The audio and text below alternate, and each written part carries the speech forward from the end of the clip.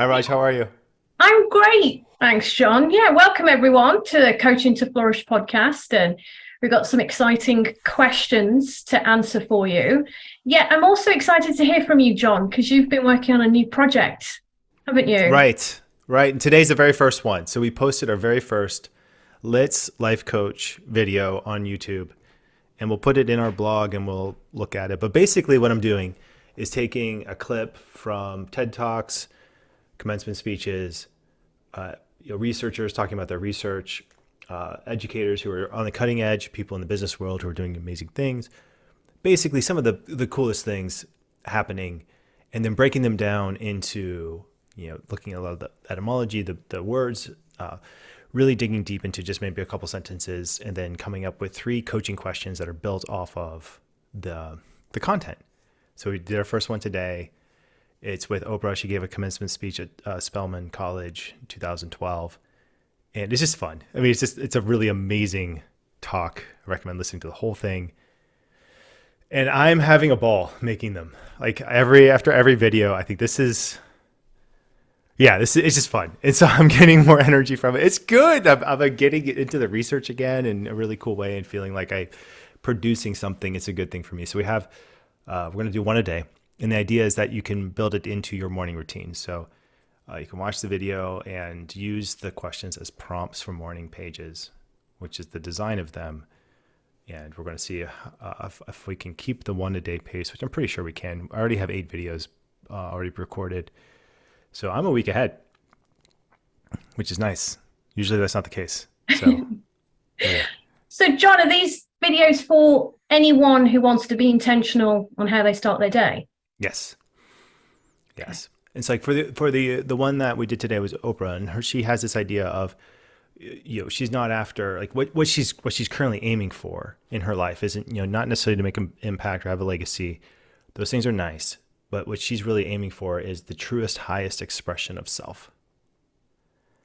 And what's amazing, so I go into it. I'm not, I go into it a little bit, but the idea, it's such a powerful idea because it gets people out of thinking, I will be okay if I accomplish this, or my life will be meaningful if I do this. It eliminates that future if, and it brings it really close to the present moment where you're thinking, okay, like what is my truest, highest expression of self right here, right now, or in the next 5 minutes or in the next 10 minutes? It's immediately flow inducing when you think of, you know, and then you go in, then you go into Maslow's hierarchy of needs and the myths around that, the understanding of that.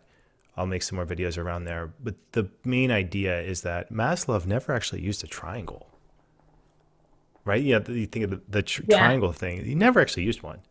And in fact, the stages is not, it's not that one has to complete all stage one before you get to stage two. It's much more fluid than that. So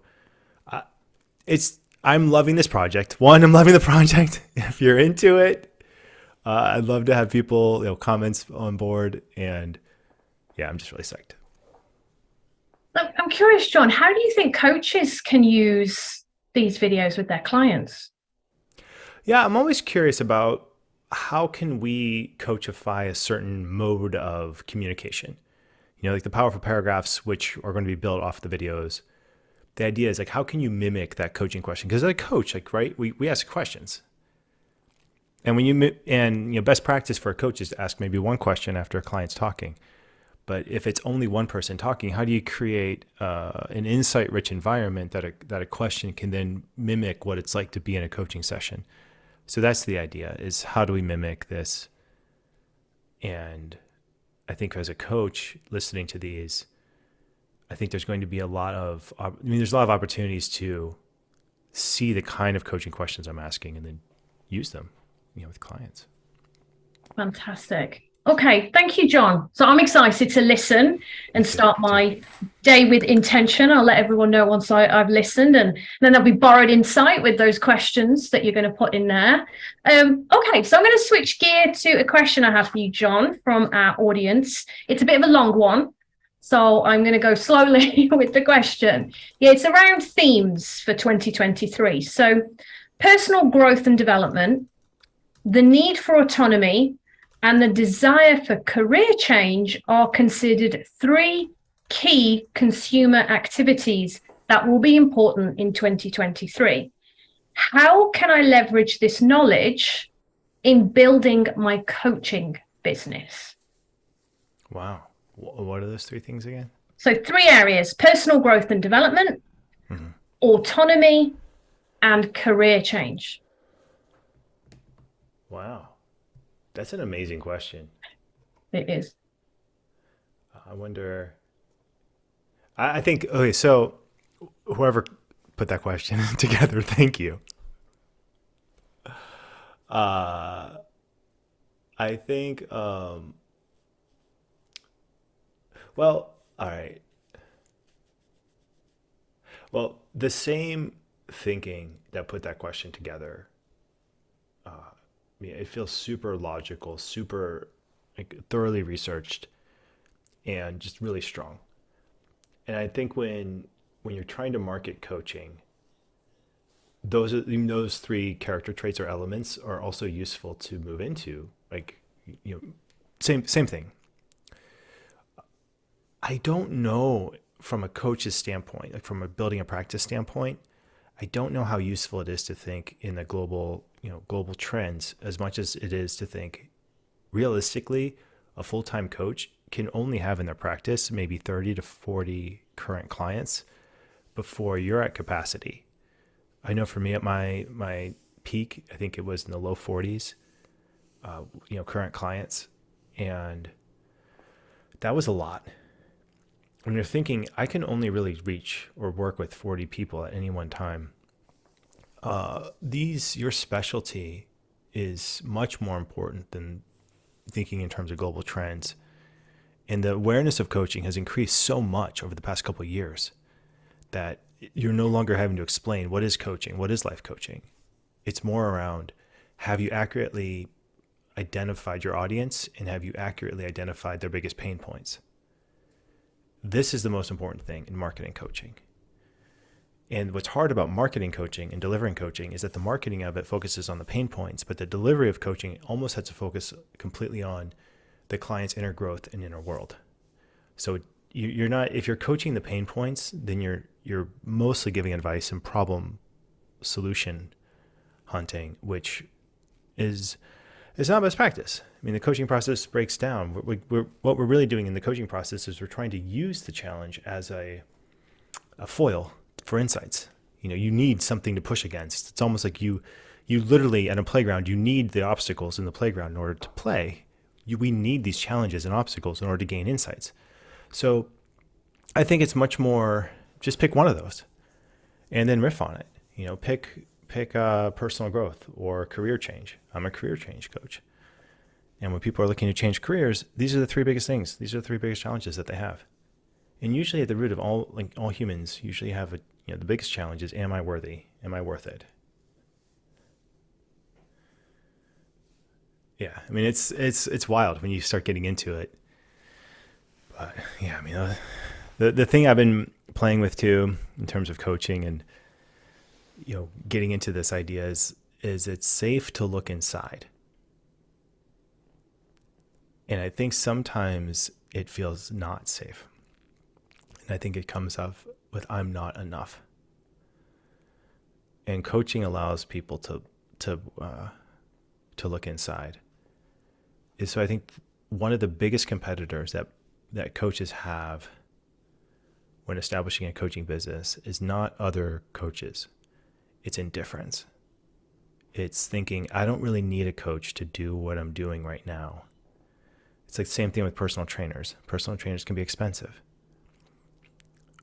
But if you have one, chances are you're more likely to go to the gym. You're going to get, better workout. You might pick up things, and then you're probably going to go to the gym more often, even without that personal trainer. The same with coaches. It can be expensive. It's definitely a time and energy investment. But I've lived the uncoached life, and I've lived the coached life. The coached life. It's just different. So coaching as a fundamental field absolutely 100% works. The the bigger challenge if you're trying to establish this is, can you accurately identify your target audience? So I would focus more on that rather than the global trends, but I would still use the global trends too. It doesn't hurt. Yeah. But it's not the main focus. And maybe those global trends were something that someone is passionate about anyway. So it could be an opportunity. So is that on my end, or can you hear me? I can't hear your sound anymore. You can't hear me. Or is it Raj? It's probably me. What'd I do? I don't know. Yeah, Ashley can hear me. Hopefully everybody else can hear me. John can't. Oh, okay. It's me. Okay. I'll keep speaking. I don't know until John can hear me. I can hear you now. Hear me now. All right, great. So yeah, I was just sharing, John, around. So one of the things you shared was perhaps identify if this could be a niche for you. Like one of these areas could be a niche, couldn't they? And then you might want to think on speaking on them or writing articles or blogs. I mean, for me, a lot of my bread and butter is around personal growth. It's a growth mindset with execs and leadership, so that is my niche in that area. And one of the things I talk a lot about is the impact of that. There's a lot of statistics, there's data out there. I like to share articles. I actually shared an article last week on why all leaders should actually be coaches and why they should have coaching skills. So I think it's sharing those resources, talking about it, and thinking about what each of these areas mean to you personally, don't they? I mean, I always love when John says, thinking about the coached life versus the uncoached life. And I've said it before, I can't even imagine my life now without coaching. I'm just a completely different person. And I wouldn't be doing these things. I wouldn't be sitting here with you right now, John, because I wouldn't have had the confidence to be in this space. I just started working with a new coach about 2 months ago. And my current coach, or my previous coach, he got a full-time position and he decided to take it. And so there were a couple months I went without being coached, and you can coast on it for sure, especially having so much knowledge. But then getting back into coaching with a new coach too, especially, it forces you to say out loud and reevaluate. Okay, this is where I'm at. This is where you are. And then interesting things is when different decisions are made because of coaching sessions. That is really interesting. And when that happens, then there starts to become a little bit of a it's an upward spiral. You start to make one small decision, you get a little bit of a different outcome. That outcome puts you in a different spot, and it might not be like a huge life-changing thing, but let's say it just changes by 2 or 3 degrees. But those 2 or 3 degrees make a difference, and then another 2 or 3 degrees, and then 6 months down the road, you're in a completely different spot. Just watching it unfold. It should not be surprising for me anymore. I've been in the coaching world now for almost 2 decades, but my goodness, it's wild. Thanks, John. Okay, hopefully you can hear me. Yes, it's on my end. I don't know what those headphones decided to die. They're like, oh, the earbuds are done. Okay, a connected question to this then. I'm a new coach. I want to start doing speaking gigs. Where do I start? Looking for pre-formed groups. So looking for groups that are already formed around topics, and then asking if you can do basically a free workshop for them. And the key is it needs to be something where you are truly delivering value, not even pitching or presenting your service in any way. You don't want to, you can mention it, sure, but it's more around delivering value. If you deliver value, people are going to appreciate that and they will hire you.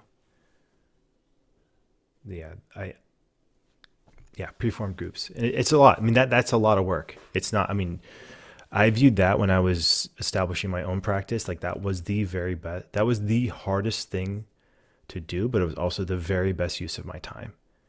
And when you're thinking, it's also helpful to think of it in terms of what is your revenue generating activity?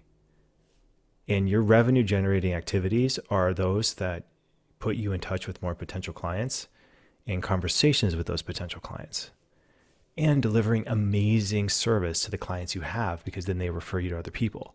So those are the three major revenue generating activities.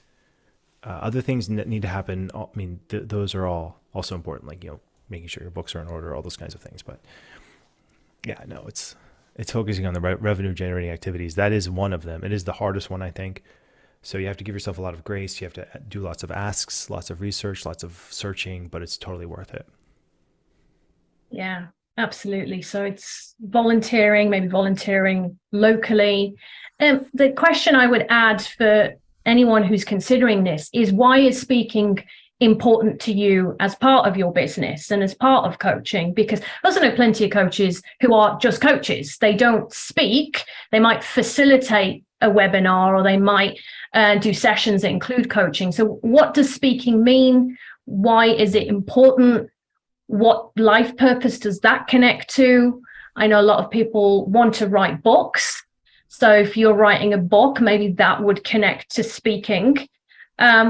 Words of wisdom from me, from having done this, that, and the other. Don't try to do it all. And don't think that don't kind of put yourself in a situation where you feel that you have to be perfect and you have to know everything and answer all questions. And I think that's where even thinking about your niche is important, or keeping it simple as well. Sometimes we can overcomplicate these things. And I know when I first started out and I was invited to speak, and I would put so much pressure on what I thought I needed to say. And sometimes a lot of just my learning or reminding people of key points was enough. So I would go back to that question of, why is speaking important to you in your business? Right. For me, it was my primary vehicle for getting clients. And I loved it. I enjoy it. I still do.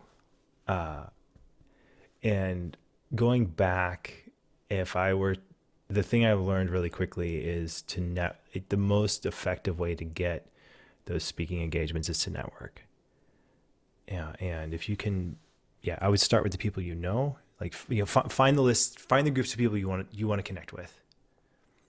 Then ask yourself, who do I know who's connected to groups like that?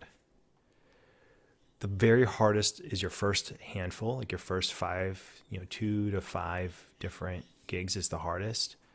Once you get those, and if you can record any pieces of those, or invite other people to those, or tell the person, the organizer of one group, hey, look, I've done this. This is the response. This is what it was. It's an exponential game, where the first one takes maybe 10 units of energy. The second one takes another 10. The third one takes maybe 6, then 6, 5, 4. And then pretty soon maybe you've given a dozen of these presentations. You can say, hey, when I was at this presentation, you're now talking in past tense. Right. Yeah. So building those testimonies, and also your portfolio. If it's something that you love and you're excited about, as you said, get someone to record you, or record those webinars, or this gift that I've been given from Coach CTEDU with John. Now I'm on hundreds of videos, which I may not have done before. So I have a portfolio while I speak. That's right. I used to go to libraries. Like, the other way to do it is try to get groups together. You go to a library and you say, hey, I'm giving a talk on, let's say, like teenage motivation. And then the library would put it out there. Maybe it would get 2 to 4 people. There was one, but I would still run it. I would still do the practice. As long as one person showed up, I would still run whatever I did. And I remember one time there was a time when I think 2 people showed up. But I got 4 clients from 2 parents, because they both had multiple children. And they were like, yeah, let's do this. Like, this is amazing. It might have been my very best. And I remember I gave one talk to a school. There was maybe 80 people there, and I got 0 from it. And I was beating myself up from so much. And then from that one, though, I got maybe 3 other speaking gigs, and then 1 client eventually, and then another one, and then they came trickling in. It's hard you just can't tell. it's almost like rinse and repeat. Don't think about it, just go. Yeah. Yeah, it's surprising where you can get referrals from. And, you know, you've triggered my memory now. I mean, I volunteered at like local gym and a spa, old people's home. I volunteered in lots of different places and different That's awesome. audiences. I was trying to figure it out. And That's so rad. yeah. That's cool. What words of wisdom do you have, John, for people who might be nervous about their first speaking gig? I don't know any other way to do it than other just do it. You know, just get out there and do it. I think what helped me a lot, and I really am, I just enjoy it. So I don't have that same nervousness when, so I'm probably the worst person to ask for that.